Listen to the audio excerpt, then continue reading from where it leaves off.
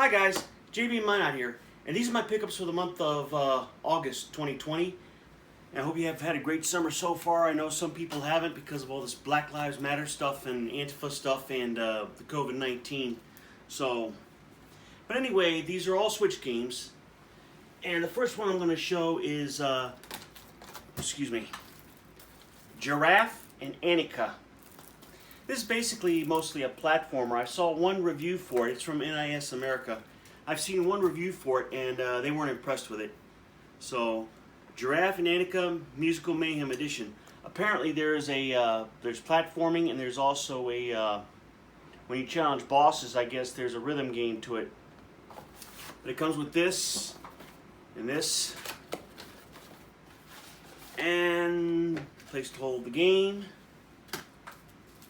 Some patches,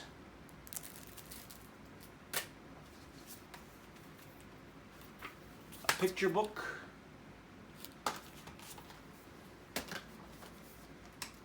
and a CD soundtrack, Songs of Spica. I guess that's the land where Anika and Giraffe live. So,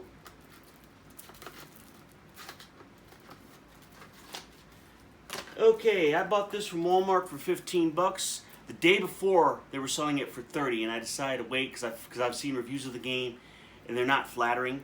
But I decided to wait, and I'm glad I did because I only got it for 15 bucks.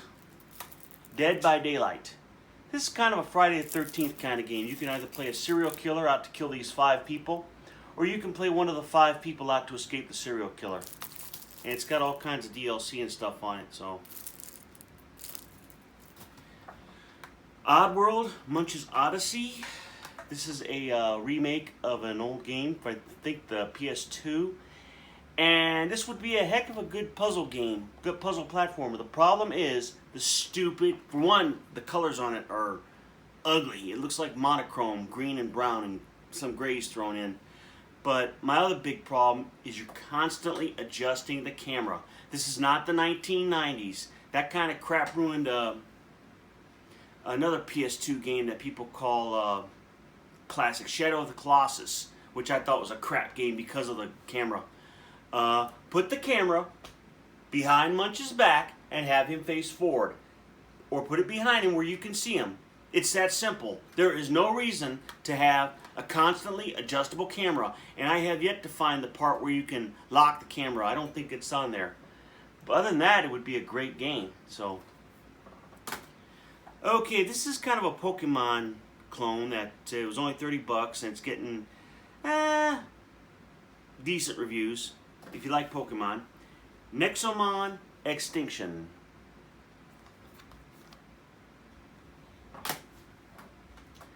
This game, it's not bad, but you really haven't. I mean, I played Legend of Heroes before. Legends of Heroes, Trails of Cold Steel 3. And I haven't gotten that. I've gotten a little bit far into it. It seems a few hours, but I really haven't fought a whole lot of monsters, except in some training arenas that they set up as part of the story. But it seems like there's a lot of fetch quests so far, and I'm still trying to figure out the crafting system and all that, which is cool. And the upgrading with the orbs and stuff. And it's a beautiful game, but there's a lot of talking, and the maps aren't the greatest. And I can enjoy this game a lot more, but it's just I haven't fought a whole lot of monsters yet. Okay, I bought this for 20 bucks. I got the original Gear Club. This is Gear Club Unlimited 2. Bought it 20 bucks from Walmart. Okay, I bought this. This took a good 2 or 3 weeks to get in from GameStop, even though I had it pre-ordered, because for some reason GameStop's getting lousy with pre-orders. I got another game pre-ordered from GameStop that still hasn't arrived yet. Warhammer Mechanicus. I don't know if this is a real-time game or what, but it's a strategy game. Ancestors Legacy. This is a tactics, a turn-based tactics game based on historical well, not historical figures, but historical nations, including Vikings. Skullgirls. Second Encore. This is a sequel to the Skullgirls game, which is basically a 2D fighting game, but the animation is really fantastic. It's like hand-drawn animation. Here's another game I pre-ordered, took a while to get. Hover. You're kind of in this futuristic world, and it's hard to explain Hover. It's basically kind of a mixture between kind of a rhythm game and doing these different, not a rhythm game, kind of a runner game that you have to do certain races and certain challenges. And it's got a 3D futuristic world. It's kind of hard to explain, but the graphics are good, the musics are good. It's just kind of hard getting a handle on the mechanics of it. Spirit of the North. I saw this at GameStop. I said, why not? Some people like it, some people don't. They say it's basically a walking simulator with a few puzzles thrown in. Rayman Legends Definitive Edition. This is a remake. They got this already on, I believe, the Vita. And I saw it for 11 bucks at Target. That's why I got it.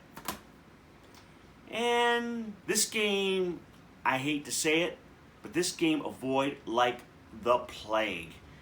It's a kind of a puzzler platformer game, but the platforming on it really, truly, awfully awful. It just sucks. I wouldn't even recommend this for a bargain game. It's that bad. It's called Scully, and you're basically this skull, and you're trying to get from one place to another, trying to acquire tasks, and you go into these pits that turn you into different monsters that have different tasks. And if you fall off the platform, you fall into a pit, and it's just a pain to play. It's a horrible game. You can skip it. Okay, well, last but not least already, I can't believe we've gotten to my last game, but that's okay. It makes it a short video. This is based on an anime. Is it wrong to try to pick up girls in a dungeon? Familia Myth Infinite Combat. That's a weird title. It's a long title, too. It's basically an RPG where you go into these fixed dungeons, depending on what level you are and where you're at in the story, and you do side quests in certain dungeons, and basically it's basic dungeon crawler. It's really basic. It's cute in a way, and you can upgrade your character's weapons, his armor.